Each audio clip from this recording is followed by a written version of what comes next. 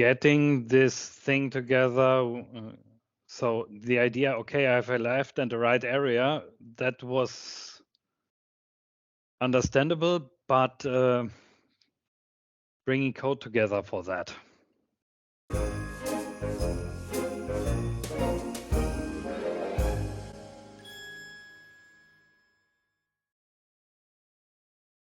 Guys from Germany, good morning. My name is Thomas and my guest today is Achim. Hello, Achim.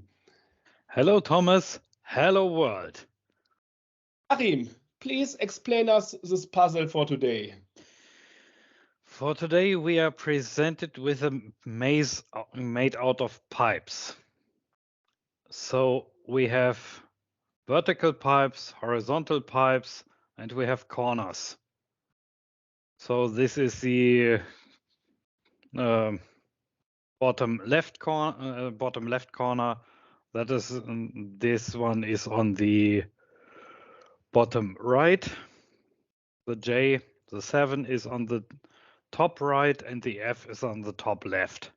So the characters or the signs are similar how a corner looks like. Yes. The dot is ground stuff, not that funny, and S is our starting point, and we cannot really see what kind of tile that is. So from the start, I then assumed from the S I could go in all direction as long as there is a part that would accept that. That is the important thing. Here's an example given. Very simple example. It's a closed loop. But if you look here into the next example, you have here a horizontal pipe, and here you have an angle, and they don't match on each other, so they are not connected. These two parts aren't connected as well. These are connected, but the F doesn't connect to this 7. That doesn't work. This 7 connects downwards, but it ends here when trying to connect to the F. That doesn't work as well. Okay, so you have to build a queue or something else, a chain from the start position. Exactly. Okay. So the idea is to find a loop, and within that loop find the maximum distance you can achieve towards the starting point. The idea is it's a closed loop, and that loop has a certain length, and the position which is farthest away from the starting point has a distance more or less length by length divided by 2. Yeah. And is there a need to figure out exactly the tile or just the length of a loop, also the half length of a loop? The tile is not ask just the length. Okay. So Sounds the distance in steps. So in this example, if you start here, 1, 2, 3, 4, and in the other direction, 1, 2, 3, 4, guides you to the same point. This sounds not so hard. So what was the challenge for you to solve this problem? The challenge. You see here some code for part 2. That's not that important for the moment. And although I have a part 2 method here, I'm not using it today. But more of that later. So,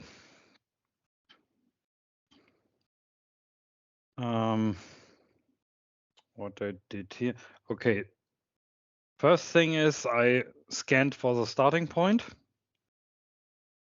Not that difficult. And I decided to store coordinates in form of integers by multiplying the x.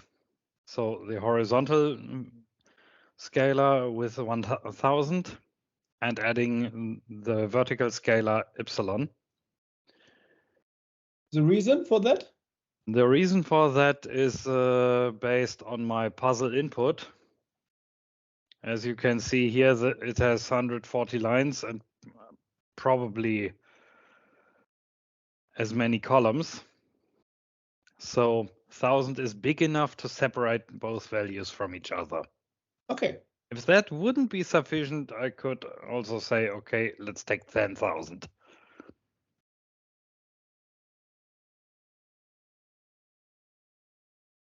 So I have the starting point, and then I do a breadth first search, because at that point I still assumed from the starting point I can go in all 4 directions: north, south, east, west. At a later point, I looked in my puzzle input and found out, okay, from that starting point, I have only 2 directions I can walk from away. The others just don't work. So I do a breadth first search. I store the visitors nodes here as a keys. The values are the number of steps I needed to reach that. Because when I visit a node that I have already visited, I then know, okay, this is a loop. I now have a confirmed length. And as before, if I can leave the start point in 4 directions, I can probably have more than 1 loop. Okay. That could be 2. It isn't, but it could be. That's why I use the maximum function here. If I'm not on a node that I've already visited, then I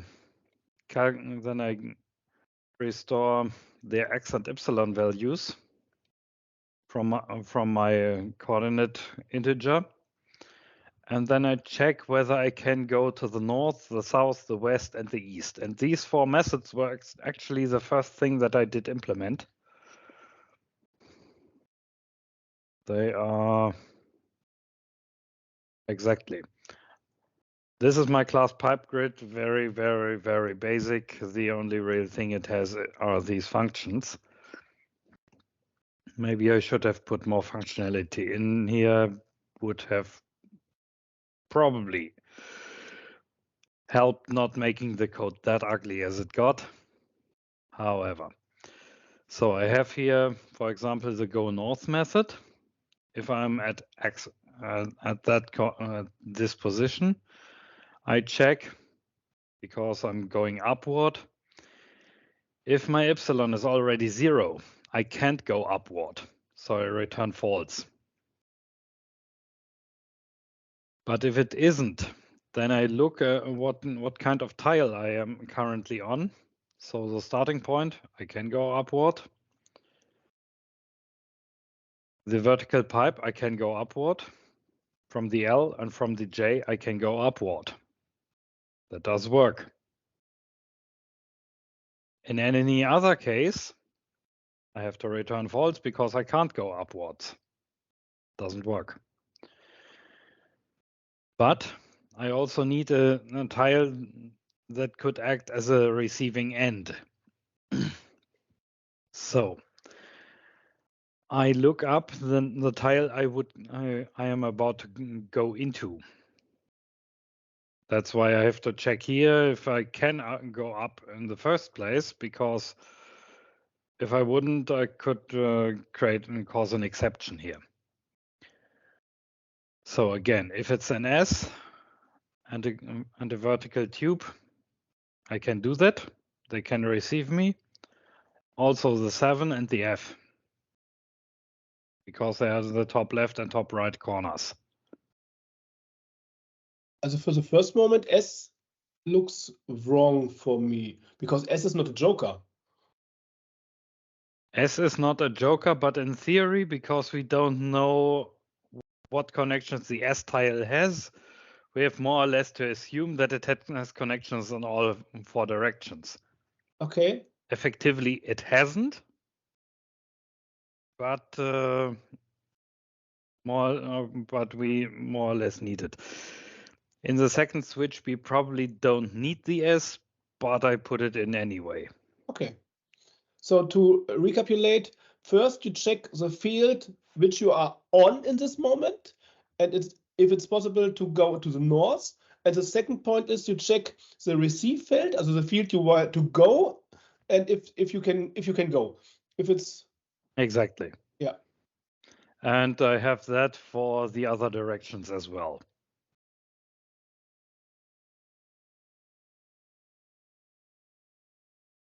Maybe not that efficient in lines of code, but at least it works.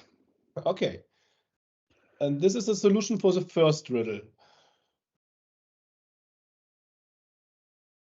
Exactly. So the confirmed length is that thing what we will put out for part 1. Because that is the actual answer.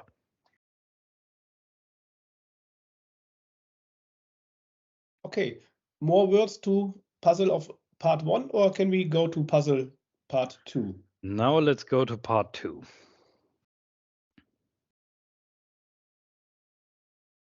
The twist for part 2 is that we have to find out the number of fields that are enclosed by the pipe loop. There are some examples given here. So if we have this one, this big area inside is on the outside because it has a connection to the outside. There's a gap of width 1, so it is connected to the outside. So only these 4 fields are actually on the inside. But even if this gap is reduced to 0, it is these fields, this area still belongs to the outside area.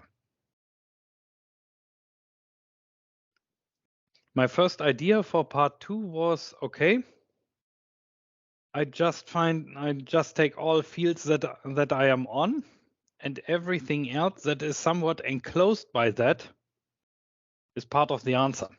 It isn't.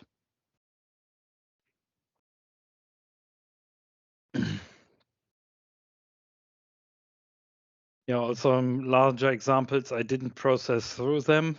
So then you have to figure out if you are right or left from the queue, from the loop. Exactly. That was then my idea. Okay. So I have the closed loop, and this cuts through the entire area that I have, divides them into 3 parts. The loop itself, the area left from the loop, and the area right from the loop. And either the left or the right area is the inner area, and the other is the outer. Yeah. And we need to find out how many items are part of the inner area. So that was some debug code to print out the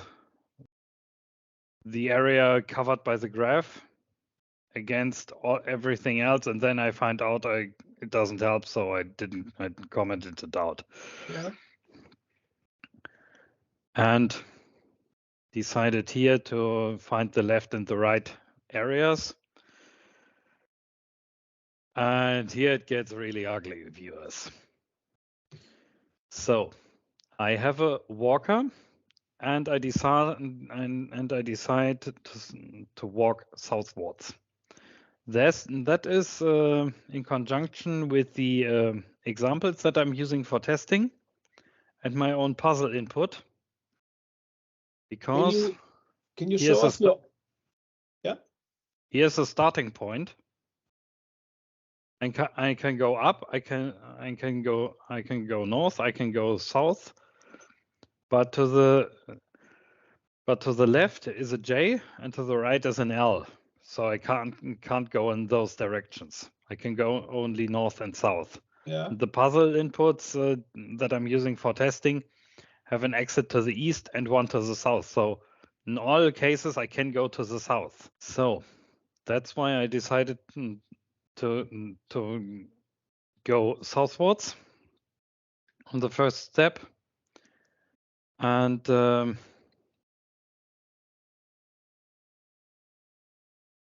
for every field that I can go just in one direction, I have a left and a right item. So if I go south, the item westward belongs to the right area, and the item east, wait a moment. Right is somewhat confused myself here.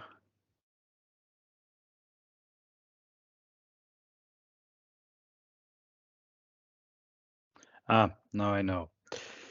Okay, this is the item to the west, which is in all cases part of the right zone.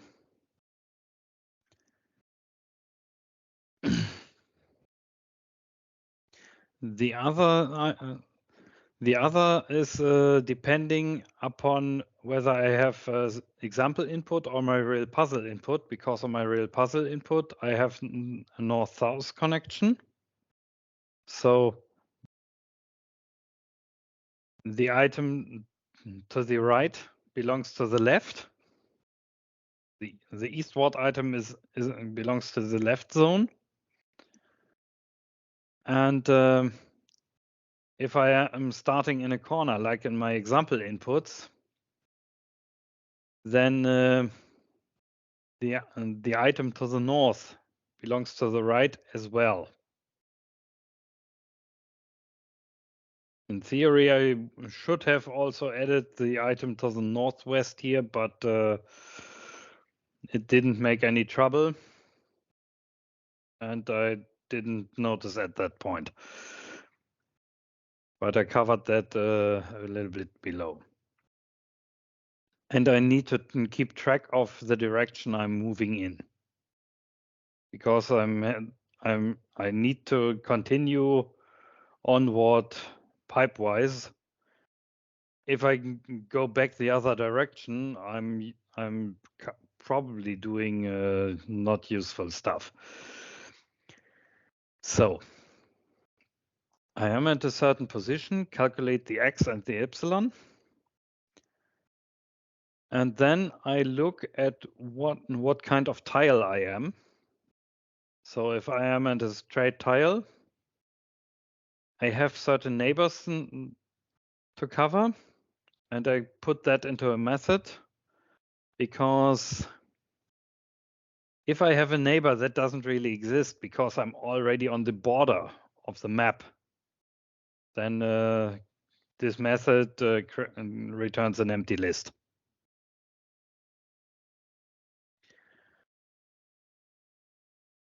So for the straights, it's very easy. Normally I have one item for the left area, one for the right area, depending on the direction in which I move. That's why I have the direction covered here. For this pipe, it's either 0 or 2. 0 is northwards, 2 is southward. And for the horizontal pipe, it's 1 or 3, with 1 being eastward and 3 being westward. For the corners, it's a bit different. I explain here on the F, the top left corner. If I come in at direction 0, northward, then the F will turn me to go east. Yes.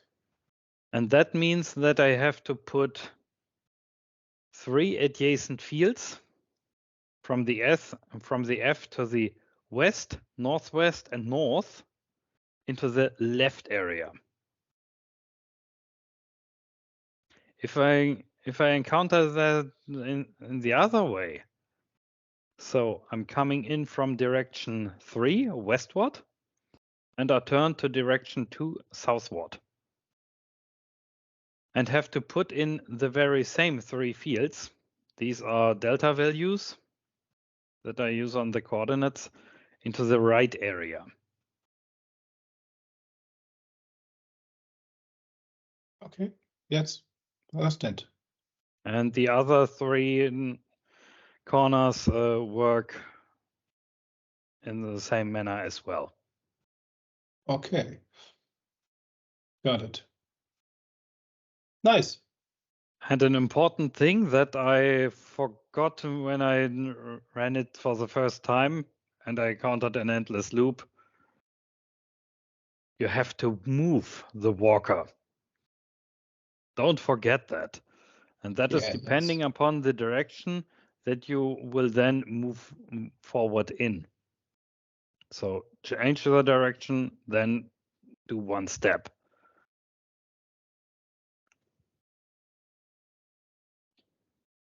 Okay. Something else to explain, Achim. Yeah, something else. So when I have the left and the right areas, it is possible that they contain parts of the loop itself. So I take the visited key set from part 1 again and remove that from both the left and the right areas because it doesn't belong there. And then it may be that there are fields belonging to those areas that are not covered yet.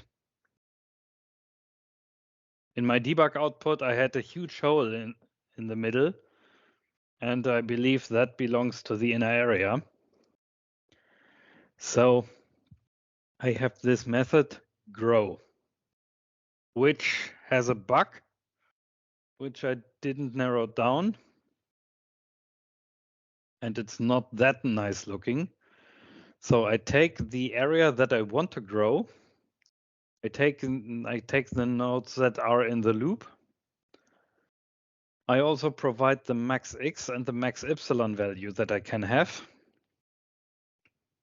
And do again a breadth first search. So I start with all fields belonging to the area that I want to grow. Go through all of them. It doesn't matter that I add them here again. It's a set. But for further loops, this is somewhat relevant. And I look whether I can go to the outside, but this time I cannot move. I don't move in 4 directions. I move in 8 directions. So also to the northwest. Yes, to fill, right? You exactly. Have to fill. Everything that is somehow adjacent has to be checked. Yes, maybe that some could, probably they are checked some twice, but certain limitations should prevent that. So these next iteration of fields to check are narrowed down by these that I've visited just now. Also narrowed down by those who already belong to that area and by those who belong to the loop. Okay, and then you are finished. Yes, but somehow this has a problem. As you can see here for the output, I check here if left contains the field 0. That is the top left corner of the entire area, because the area that contains that field is definitely the outside. And I want to know how big is the inside. And in theory, it should have ended here, but for the puzzle data, not for the test data, for the puzzle data, this seemingly doesn't end. Okay.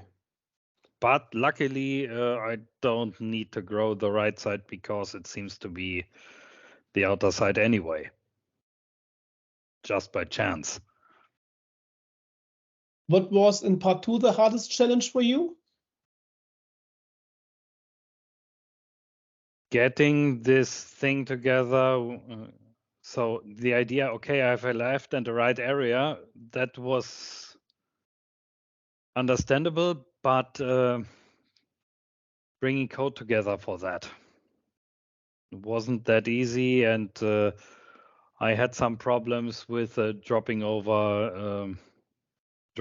of the out of the field, and then having coordinates that are completely haywire. Okay. Some other words for this puzzle? Which It's a rank? maze. It's a maze. It's a maze, yes, for this maze. Maze runner. You are a maze runner. Achim, Please remember the famous Christmas song, "All I Want for Christmas is a Maze." yes. Which rank? Which rank? So for part 1, rank 2079, and for part 2, 2989. Cool. Big thank you, and we see us tomorrow. Bye bye, Achim. Bye.